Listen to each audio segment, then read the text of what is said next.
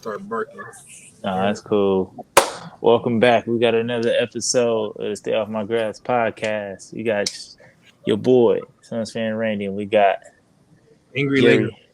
Gary, angry Laker Angry fan Laker. today. That's what you are today. Yes, sir. Yeah, man. So I wanted to hop into it. Well, let's just first recap what happened. What was that? Friday night or was that Friday? Yeah, Friday Friday. night against Sacramento. Uh, was it triple OT against the Kings? Y'all lost, and another loss. I think that was what, the second straight, or that was just one. That was number 2 in a row. No, Cause no, y'all no. lost it. No, We no. beat. Cause We y'all beat. beat the Yeah. Knicks, and then y'all. We Oh no, lost no. to the Y'all Knicks. lost to the Knicks, and y'all beat the Oh, no. Pacers, Yeah. and then y'all beat the King. Or then y'all lost to the King. So y'all just keep winning one, losing one, winning one, losing one.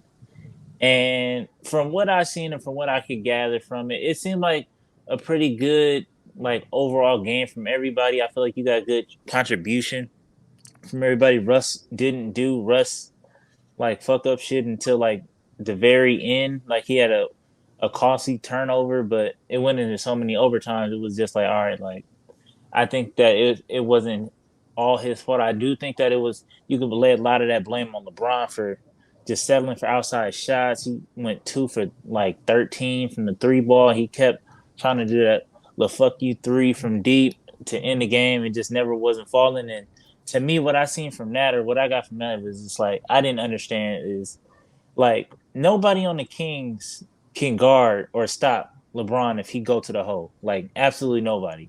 So the reason why he kept settling for jumpers was just mind boggling to me, because it was just like, why would you do that? But what did you see, Jay? For one, I did. We should have never. We should have destroyed the Kings. They're out. They don't have none of their starting big Mm. men. Bagley he just started playing a couple games ago, and now we got him looking like how he was supposed to be looking. And I said it to it during watching the game, like Buddy Hield was gonna come in and put us on. Him and But that De'Aaron wasn't into the fourth. That wasn't into the fourth in the still overtime. He happen. really did his Still thing. happen. Well, go We ahead. all we always let these not unhonorable, always let these bench players that's supposed to be bench players come and play like stars. And then like at the end, like, I don't know why LeBron is closing and trying to shoot 30-foot jump shots when he could exactly like you said should be going in the hole or trying to get it into AD. But yeah, we could not close that game for some reason. We was up by like 6 points. All you need is a nice little layup and a defensive stop, and you can hold the ball for the next 2 minutes. Yeah, y'all had a couple of times to like put the nail in the coffin, but the Kings, I guess I got to tip my hat off to them because they just kept fighting, they kept battling, they kept coming back, and they wouldn't give up. Because I think at one point they were down by like 6 or 7, or it might even been 10 in the fourth, but like 3 minutes ago, and I was like, okay, this is over with. And then De'Aaron Fox all of a sudden cut it on. I thought that he was MIA. I thought that this season was just not his season, or whatever the case may be. But even though it wasn't efficient, like towards the end, he decided to cut it on, and the midi started falling, and his jumper started falling. He started to attack the basket and all this other stuff, and then he started getting a little bit of help from his other teammates like Terrence Davis and other people. And then Buddy Hield just came up clutch. Like I don't think he missed not one clutch shot. So, but yeah, I don't think he missed not one clutch shot. So he was out there doing his thug thizzle. Who is the new head coach over there in Sacramento? They got Mike Uh, Brown, Alvin Gentry. But yeah, man. So from what I seen and what I gathered from the Lakers side, I just felt like Anthony Davis didn't take advantage of what he was supposed to. Like there was nobody down there to guard him.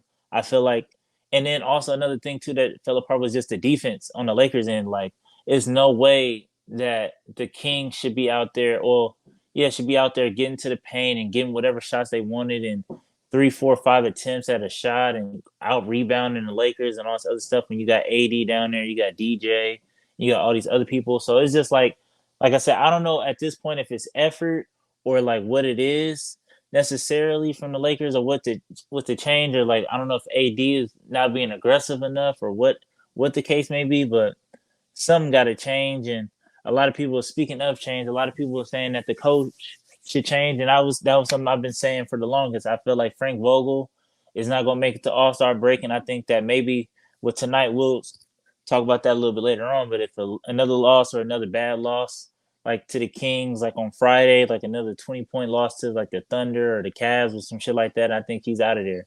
But speaking of the coach, like for me, after sitting with it and thinking about it for a long time, I feel like I can't really blame Frank or give Frank all the Let blame me tell for. you why Frank has a lot to blame. He keeps changing the lineups. Nothing is consistent. He's not getting the most out of his players. He's just not, simply not get. They don't respect him like that no more. They don't go their hardest for him like they used to. And that's why I'm saying I I can't don't think give him Frank all has the a locker blame. room. He don't have the practice facility. He just Frank. That's He what I'm not even. saying. I can't give him all the blame because I feel like at some point you got to hold these players accountable. Like I feel like he goes out there, he has a game plan, a strategy, or whatever. But at some point, the players got to go and execute. You know what I'm saying? Like Yeah. LeBron and Russ and all them other dudes got to like. Because I get it. Like maybe his rotations are bad or whatever. He can have some other stuff on that side.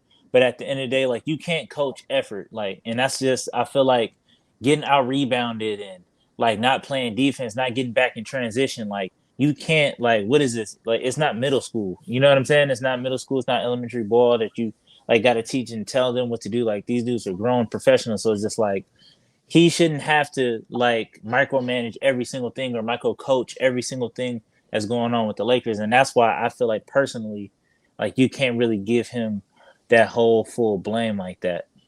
But with that being said, who do you think would be some coaching options for y'all? Because there's not a lot of coaches out there, even though y'all talking about Frank, fire Frank and and blah blah, let him go. I feel like all right, there's not a lot of coaches out there, and if I was a coach out there, I wouldn't want to come to LA. But who do you think could fill the So role?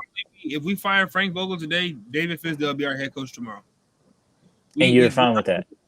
I'm fine with that, because we're not going to go. But it's too early in the season to go out and buy another head coach. We already have guys on the roster, like just like with the Raiders, they lost Gruden, but the next head coach is able to get something out of those guys. And I just feel like with the Kings too, they lost Walton and Alvin Gentry was next in line.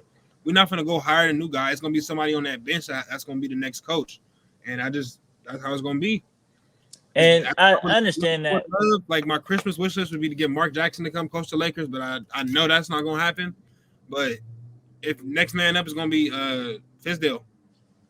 And that's cool, I guess. Like he won a couple rings in Miami. He was LeBron for a while and all this other shit. But I feel like personally, like with the players and the talent and all this like Hall of Famers that y'all have, like y'all need a coach that's like so respectable that everybody just fall in line. Cause like I feel like if you don't got the accolades to kind of back up, because you got a lot of dudes on the Lakers that's headed to the Hall of Fame, and it's just like I feel like it's easy to lose that locker room if you don't have the accolades, like Frank Vogel. Like, who the fuck are you to tell me a two-time MVP or a blah blah blah or LeBron James or Carmelo Anthony what the fuck I should be doing? It's like I don't respect you as a coach. Like you haven't won shit, you haven't done shit in the league. So it's just like, and I feel like a lot of those vets, and that's why I'm saying that I can't put it all on Frank because at the end of the day, like these players are don't want to play for him because I feel like it's ego and it's like I've too accomplished here to be listening to what you got to say. But go ahead.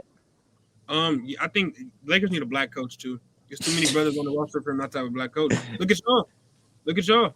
Look at the black Yeah. coaches, the other black coaches in the league. The Lakers need a Frank Vogel. Like I appreciate what he's done, but like moving forward, he's not the coach for the Lakers. Even without LeBron and these guys in the future, like once LeBron is gone in this '80s team, I don't see Frank Vogel being the coach for too much longer. It was like even if because he's not I mean, sustaining. it fucked up y'all plans when Jason Kidd. Go Let ahead. me add on to that too, because we was grooming Jason Kidd to be the next coach, but he left the season too early. Yeah, Damn it, that fucked y'all whole thing up. Go ahead. season too early. But shit, what was I saying? I lost Y'all my need point. y'all needed a black coach or y'all need a black coach. But I don't Yeah, know.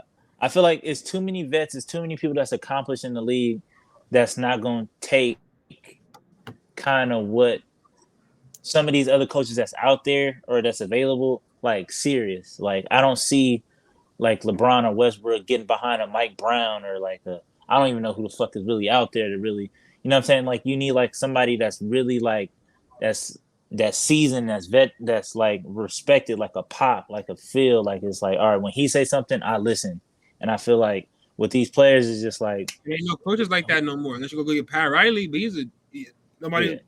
You have to start a whole new regime. But two, I mean, Frank Vogel. Back to Frank Vogel and his coaching. His problems go back to even last season when he wasn't giving Montrezl Harrell no run. Mm-hmm. Montrezl Harrell, he would have like 20 points in the first half, no cap.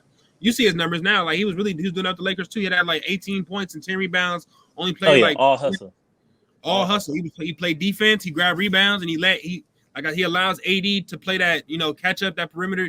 I mean he's not a defensive player, but he grabs rebounds. He's hustle. He grabbed offensive boards. I don't know if he has a knack for the ball, but I don't know if he's a good defender. I wouldn't go that far and say like, oh, he's a leader. He's a good defender. His energy was something we were missing, and Frank Vogel for some reason would just not put him out there. Like even after the games last season, I was calling up to the ESPN 710 talking to CY, and he was like, "Yeah, I definitely agree with your point that Montrezl Harrell needs like 25 to 30 minutes a game, but Frank wasn't giving him no run." And that's the same thing that goes with when he takes out DeAndre Jordan laid an egg on Friday too, but yeah.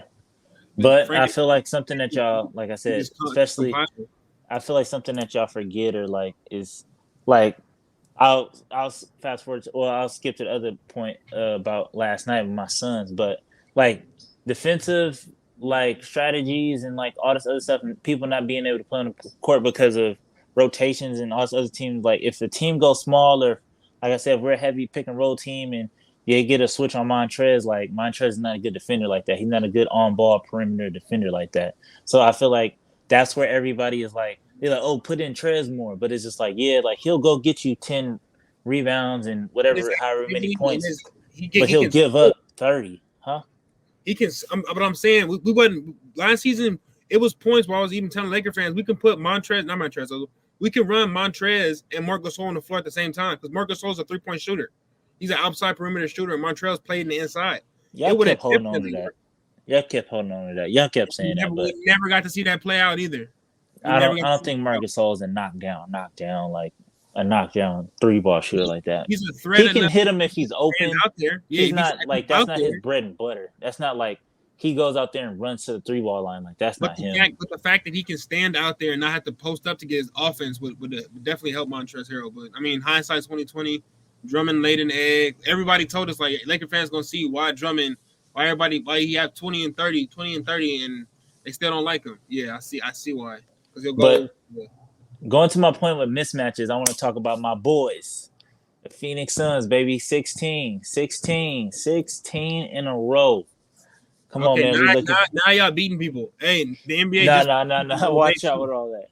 Now y'all really beating people. Let me get this shit off, and then you can tell me how you feel about it. But I do feel like I said, my team is gonna be disrespected. To me, I personally don't mind being an underdog. I don't mind being like, okay, we're not talked about. Okay, like they're not giving us the respect. Okay, we're not playing anybody, whatever the case may be. To me, it's just like it is what it is. Like it came with that territory, and I feel like if I had to choose like a legacy or a path, or be like, okay, like because. Someone that I feel like kind of got the same disrespect was the Spurs, but they just kept winning championships. So if it results in that, I'm cool with it because the Spurs never really got the props. They never really got the like the Spurs went on this run streak, or Spurs are doing this and Tim Duncan is doing this and Manu doing that. Like you never really got that until the playoffs. Yes, they did. Everybody always did not get their flowers. Everybody always talked about the Spurs and their sustained success. That's why. Maybe Skip outside of Skip. That's it. Being a Laker fan, that was probably the only team we were worried about in the NBA for like a good 10-year stretch. And tell me I'm lying. From the year 2000 to 2010, it was whether the Lakers and the Spurs won 10 championships in that span. About. Anyways, like I said, but I still don't think Ginobili, TP. Didn't Tim Duncan get? No, get out of here. I mean, even though with that being said, let's be realistic though. Let's be realistic. Let's be real. They never was the favorites. Either in any one of those years that they won, they was never like, okay, like when the season started, like the Spurs are going like the Spurs is a problem. Or the Spurs. It was never that. It was never that. You lying. Coming out the West, it was either the Lakers or the Spurs. From realistically, yes. Realistically, yes. But I'm saying like in the sense of the media and how people really felt, like if you told niggas, oh, I think the Spurs will get it this year, they'd be like, no, they not. Like, you know what I'm saying? But they really good, and they just keep their head down. They didn't get their flowers during that time. Like, niggas didn't respect the Spurs, but they made you respect them, and they was just quiet and humble about it. Go ahead. Casual fans probably say fuck the Spurs. Real NBA fans know like you always got to count these guys in no matter what. Yeah. No matter what. If you've been watching the game, you know that the Spurs are viable every season to win 50 games. You have somebody on their team playing outstanding, averaging 25 and 10, or there's some type of award player coming out of there. You know they're going to be a tough out in the playoffs every year for the last 20 years. And Yep. the Suns, no. Watch out. Like I said, if that's the first time, that's the path I feel like years.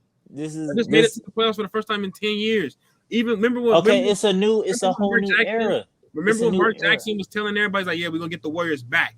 Y'all gotta come back. Y'all getting back first. Then y'all can get forward. Y'all gotta get in the game first."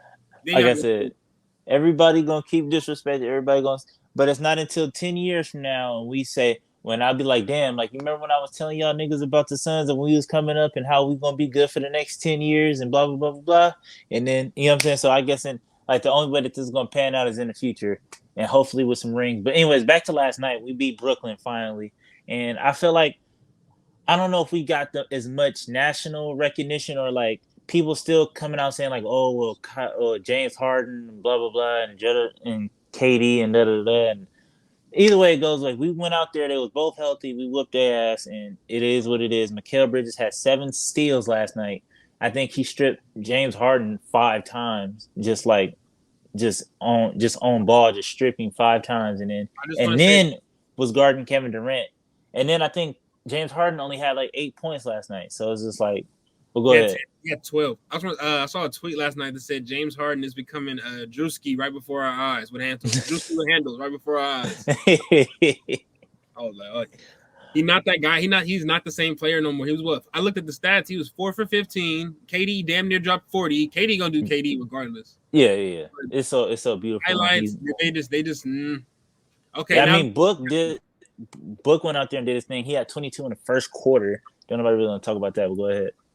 It's because y'all not playing on national TV. Y'all don't have national like media. It's not even that. It's just, you got to be a bigger market team. And then, like I said, we're still early.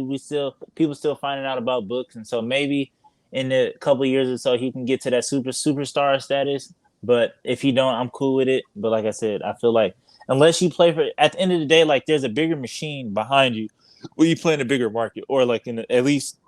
Like Golden State, even though that they were never really like a super big market team, like they had all the stars aligning to where like, all right, like if they do, they could really pop, and they really did. But I don't think, like I said, we're a smaller market team. We're in Phoenix. Nobody really, you know what I'm saying, and all this other shit. So I get it. But the real test that I'm really excited for is Tuesday night, baby. We play the Golden State Warriors. And even though it's the middle of the season, we playing them for the number 1 in the West. We playing them for the number 1 spot. So the winner of that game, if we win, we take the number 1 spot. Not in the West, baby, in the league. We're the second best team in the league, not just the West, the league. So Tuesday night. Like you hear me though, like it's funny. Y'all won 16 games in a row, and y'all still not the best team in the league. I mean, we started off. Why y'all getting 1-3? If y'all won 18 in a row, y'all like got the best record. Then it's like, okay, the Suns are on watch now. But y'all won 16 games in a row. Y'all still not leading either conference. No, the NBA in wins. I mean, y'all still fighting. Well, like granted, the Warriors. Like just, this is the Warriors. That's only because of scheduling. We had a really long break. We'll go ahead. The Warriors. This is y'all test game right here. Then we can be like, okay, their 18 game winning streak is legit. Because how have y'all won 16 games in a row and y'all still not number 1? Because the Warriors is out there playing out their minds this year. Like they came out the gate firing. Like you know what I'm saying? They didn't make the playoffs. And that would make them a better team than y'all, or no? Y'all not better? They're not better than y'all currently, or no? I mean, like I said, we have the same record. We have the same exact record, except like we lost 1 more game than them. And to get the beginning of this, like we would be in the same boat if if Harrison Barnes didn't hit a turnaround 3 and heave it up and it went in. Like where Harrison Barnes 3 away from being the best team in the league. It's just like, okay, that happens. Like, yeah. And do I think does that define you just because you lose 1 game? Not really. You know what I'm saying? But I get what you're trying to say, that we won 16 straight and we're still not the best team in the league. But like I said, we're right there. We're right under them. And then Tuesday night is going to be the real test. And I feel like it's going to open people's eyes or whatever the case may be. So Hopefully the best man win. But even if we do win or lose, we do have to play them on that Friday. So we got them on a back to back. So it's gonna be very interesting. I don't know. I feel like I think You have we to can beat get them both of them. twice in a week. I think we can get. I think we can pull it off. I think we can do the You got to unthinkable. beat them twice in 1 week in a I'm gonna 3 day speak it stretch. into existence. I think we can. I think we can get them both. I That's believe we tough. can get them Tuesday and Friday. That's nuts, ain't it? And That's then we got to tough. play them again on Christmas. I thought this year Christmas. I was like, man, this Christmas game is gonna be whack because I was like, oh, we play the Warriors, but the Warriors ain't been good. But then When they come back shit, that this night, Christmas is gonna be when something. they come back, yeah. This Christmas is gonna be something. I don't know what time we play. I hope we play like I wanted to play the late game, but I'll take the middle game because who do y'all play? Somebody. I think y'all play Brooklyn, the Bucks. play Brooklyn. Oh, y'all play Brooklyn. Y'all probably got the late game, so that's probably gonna be the last one of the night. So we might get the one before that. But yeah, so switching over back to your Lakers. So what do you think is the keys for the game tonight? Yeah, tip off is about to happen in about 30, 45 minutes or so. So what do you think is the keys to win tonight? And do you think that well first, do you think that something's gonna pop up between Isaiah Stewart and Bron tonight? Or you think it's just gonna be everything gonna be cool, it's died down now? What do you think? It's gonna be a lot of anima. It's gonna be a lot. They're gonna so the game gonna start off. They're gonna call everything, every nook, every cranny to set the tone, and that's just gonna be the start of the game. Keys to the game. Let's say stomp on these stomp. I ain't gonna cuss. Stomp on these guys until they can't get up. Because we have a problem of having a lead and letting up. The Kings went on like a 20+ point run to like our 3 points. I Yeah, don't think nobody's saying nothing about that. yeah, It was on a 24-3 run. We yeah. were up that much on them. So if we get ahead, we need to crush them. Don't take out LeBron. Don't take out AD. Crush them. Let get up by 30, and then we can start talking about taking people out. But But I thought we y'all was deep. I mean, go. that's what the bench is for. The bench is for because we suffered the same problem because we was blowing out Brooklyn. We went up 20 points. I want to say 3 times last night, and we blew off. We beat them by like 7 or 9 last night, or maybe even 10. But it was just like we was up by 24 plus like 3 times throughout the entirety of the night. So it was just like I feel like that's just a problem league wide, just blowing leads. I don't know what it is now, but go ahead. Yeah, so we get a lead. It's on top of it. And I seen this graphic today too. Talked about AD shooting from mid range, shooting from 3 pointer, and it's pretty much like this man, like he just forgot how to shoot. And like Stu Lance continuously says, he says AD don't need to start nowhere higher than the free throw line. Because once he gets free throw line and below, it's money. It's a good shot. It's a foul. It's a good pass. So AD, I don't want to see AD taking no threes until like the third or fourth quarter, unless he's completely wide open. Third key to the game, LeBron. You gotta if he's gonna have to close the game like he did on Friday, you have to actually close it and not try to shoot lazy threes. Like close the game. Get your teammates involved. Like also, Melo was wide open too. I think we need to let Melo fire. Melo got it. Like I said, I don't think Melo gonna stay quiet too much longer because this is about the fourth or fifth game where Melo had Melo the needs hot to take hand. Like I can see if the nigga just missed a couple, but he just hit a couple clutch ones, and then y'all don't give him the rock. Like I feel like after a while, like he gonna ask for some more touches. I feel like it's only a matter of time. He Go wouldn't ahead. be wrong. He was Melo when he shoot he catch the ball in his hip pocket, so he just ready to fire. Like I don't when he catch the ball, he always catches it, so you don't got to do nothing extra to shoot. He just rise, and that's what we kind of could have used instead of LeBron dribbling down the clock. And I don't like LeBron taking threes, and moments I need to take threes, like for sure. And let me say this. We have Just somebody this like is. Melo.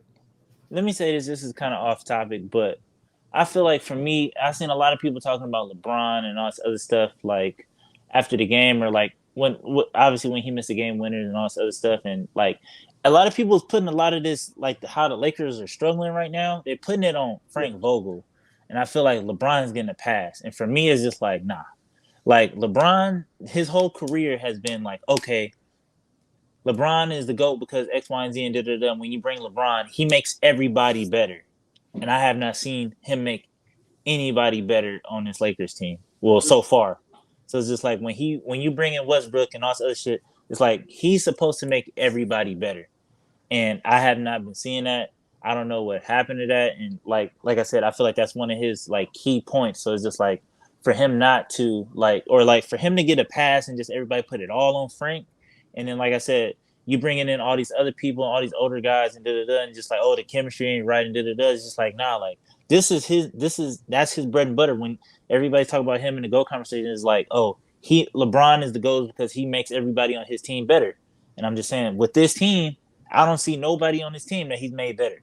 So I'm gonna just leave that there. But back to what you were saying with the keys to the night. Defense too. Oh yeah, We can't hold no water in the breadbasket. We can't hold water in the vase. It's no reason why the game we should have let them score 24 points in a row. 24? That's consecutive. That's at least 12. That's at least 9 to 10 made baskets in a row. I just feel like our defense has been bad lately too. Like, ain't no way they should be coming back. Like I'm saying, they should not have came back down 20 to the Los Angeles Lakers with Anthony Davis and LeBron James and Westbrook. Like, defense has to be better. And then what else I got? I think that's it. That's it for tonight. Defense. Well, for me, I feel like. Go ahead. Defense. Well, I don't think it's gonna be nothing. No beef because Isaiah Stewart obviously didn't want none last time. So I think that and he don't want to address it no more. Whatever. I don't think it's gonna be nothing. I think it might be a little chippy initially, but I think that if Isaiah Stewart want to keep a job in the NBA, like tonight is very crucial for him because he's just like, this can go one or two ways. This could be one of your last season in the league, or you know what I'm saying. Everybody can kind of just like forget about this and then just move on. But I do think that his days are numbered, especially with doing what he did to LeBron. So I think that he should just tread light and just, you know what I'm saying, control what he controls, keep his job. You know what I'm saying. I don't think it was a big situation. I don't think somebody gonna say no, Isaiah Stewart, you can't come play with us because we did to LeBron. Some teams generally don't like LeBron, so they're like, okay, you willing to ride that hard for us? Okay. No. I don't think it's that bad. Every team, especially LeBron coming up in free agency next year. So I feel like, to me, I feel like LeBron is a petty kind of person. LeBron signed a 2-year extension. He got at least one more year in that deal. Or whatever. He signed a 2-year extension? Yeah, so by the time Bronny finishes freshman year or his freshman year when he leaves to go to the NBA, that's when LeBron will be a free agent. Yeah, and I feel like, well, I had my whole theory about that, and everybody laughed at me. I said that I think that OKC, when it was doing all they doing and trading and getting nothing but picks back, I feel like OKC is going to make a run at Bronny or Imani Bates. And next year draft, I don't know how many picks they have. I think they have like 4. But the year that Bronny's supposed to go in the draft, I think they got like 10 or something wild. So I think that OKC is going to try to push to get Bronny. And if you push to get Bronny, then you can get whichever team get Bronny gets LeBron. So it's just like, and I feel like the GM at the Thunder, he saw that early and was like, yo, like, okay, cool. Like, we can tank for a couple years, get whatever, but let's get Bronny and then Bron. You know what I'm saying? Like, and I think that, what was his name? Scott Presti? Yeah. I feel like he did that real slick. I think he did it real slick because he did it when, like, Bronny was, like, in 9th grade. And I feel like I said, people laughed at me then. I still feel like people might laugh at me now about it, but we're going to see. But like I said, you don't stock up specifically in LeBron and Bronny's draft and you have the most draft picks in that draft. You can't sit up here and tell me that you're not trying to make a move at him, or at least, you know what I'm saying? But I do think Imani Bates is coming up. Either one is a good trade-off. Like, if they get Imani Bates next year, I feel like that's still cool. But yeah, I've said that for a minute too. Whatever team Bronny goes to, LeBron is going to go to. But I don't think Bronny's going to be the number 1 pick either. I don't think so, but I mean, whatever team I am, I'm picking Bronny. Like, if I'm the number 1 pick up, I don't care. I'm picking Bronny because it's a package deal. Wherever Bronny go, Bron is coming. So it's just like you're essentially getting Bron for a bargain. So it's just like, I'm taking him first regardless, just to sell tickets, just to sell seats. It's just like, especially if you are one of those like tanking teams or like one of those teams like the or like not like the Cavs, I guess, or the Kings or the, you know what I'm saying, the Thunder and stuff like that, where it's just like, you're not going to be good for a long time, or like whatever the case may be. This could be the, you know what I'm saying, thing to turn your whole franchise around for at least a season or two. I mean, Lakers might be bad in 2 years. Might have a chance to draft them. So ain't no telling, because I do think that, like I said, I do think that that's something I always said, is that The Suns, we're gonna be good for the next 10. I don't know how long. Y'all good until LeBron leave, and that's 2 years from now. And I don't think that he gonna stay a Laker. I think that y'all might ship Westbrook out of here and try to get some value for him. I don't think he gonna finish, but I think that I don't. Or maybe y'all might ship AD out and then Westbrook stay the longest, but I'm not too sure. But flipping it all over before we wrap it up here, man. I want to talk about your Philadelphia Eagles and how much they stink. Them boys stink, boy.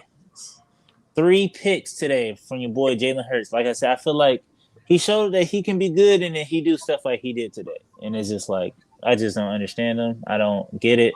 I don't like his inconsistency. Is just like it's too much. It's too much night and day. It's too much like you can't just be mediocre. You know what I mean? Like you can't just go from being good to mediocre and then bad. Like he goes from good to like awful, and it's just like I don't understand. Especially against the Giants. Against the Giants, I don't. Divisional game, anything happens. Against the Giants, and it's just like My I mean, it was just a terrible game. It was 7-10. But go ahead. My takeaways is nah, man. Jalen has been a good decision maker as far as throwing the ball. Prior to that game, hear me out. He had 13 touchdowns and 4 interceptions over the course of the last 10, 11 games. So as far as throwing, he's been throwing it away or taking a sack or running it down the field. But today, I just don't know what was going through his mind. And Jalen Reagor dropped 4 passes that were like 4 passes that were through his hands or touched him on the body, or he dropped 4 passes. And the last one he dropped was damn near on the goal line. He catch that. That's the game. Mm-hmm. Like right by his hand. Yeah, now it was an ugly game. One reception. So I mean, our pass game wasn't there today because they were containing them. They weren't letting them get outside the pocket and run. So we had to open it up with the little read option, which was working. But yeah, it was just a bad game. Jason Kelce went down for like 30 minutes. So he went down. We had a rookie center come in. He had 2 penalties, one that called back a touchdown and another one that's knocked us out of field goal range. Mm-hmm. It was just a bad game today. Like we really beat ourselves today. Especially 3 picks. He threw one pick in the red zone and could have just took the field goal. Right. And that was a one-headed move right there. I don't know what he. And my Packers, we handled business. We took care of the. Who did we beat? Oh, the Rams. We whooped their ass today. I didn't really catch much of it. I caught the 4th, but our defense really stepped up. Douglas with the pick 6 put it away from me. You know, we just handled business. I feel like the Rams are still trying to figure it out. I don't know why Matthew Stafford was out there playing as long as he was. I would have subbed in the backup because that boy was throwing picks. He was throwing bad passes, underthrowing, overthrowing. It was just like, bro, like, if you hurt, say that. Just say that and sit on the sideline. But him like he was trying to muscle through it. But anyways, who do you have for your NFL MVP? And this is something I've been thinking long and hard about. And go ahead. You go first. Before he went down, Derrick Henry was my clear favorite. Who is your MVP today? If the season ended right now,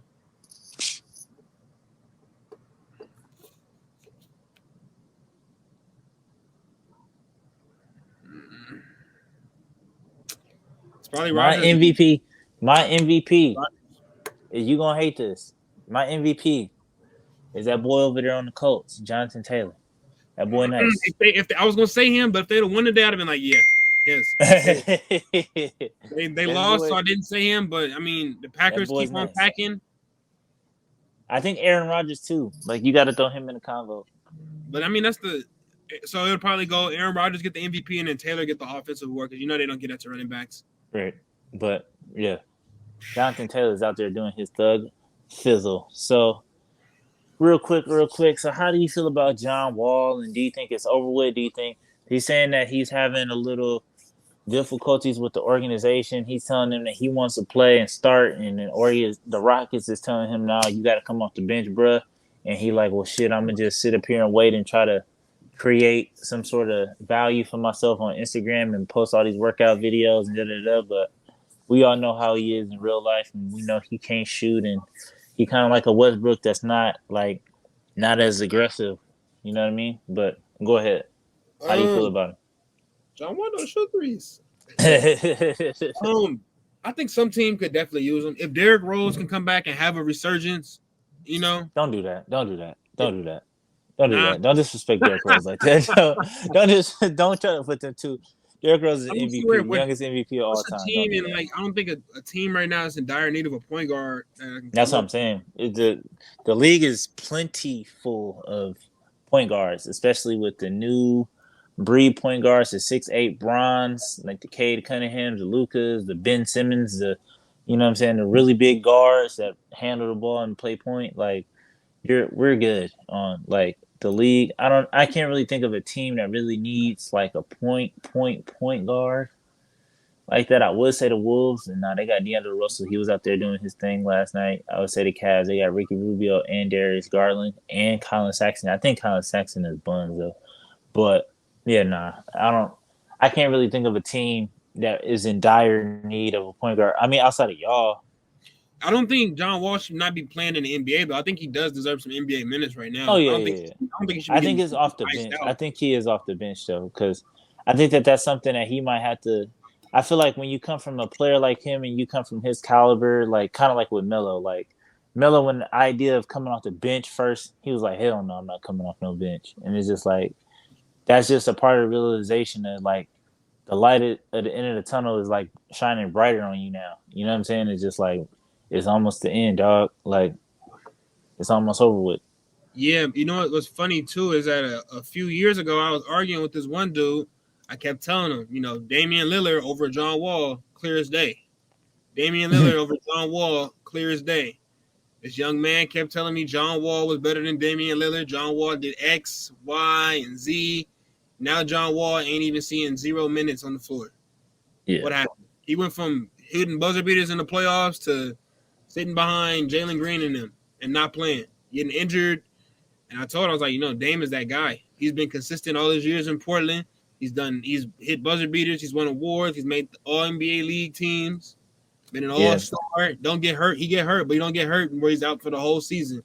Yeah. So And my hot take on that is I feel like, well, this is a super, super, super hot take. I don't think that Dame is going to leave Portland. I think that he's going to retire a Portland Trailblazer. But if he was to like decide to like, like I'm going to try to leave or I'm going to try to go somewhere else, I do think that he will wind up in Phoenix because he's always given praise to Devin Booker. He literally gave Devin Booker his all-star spot.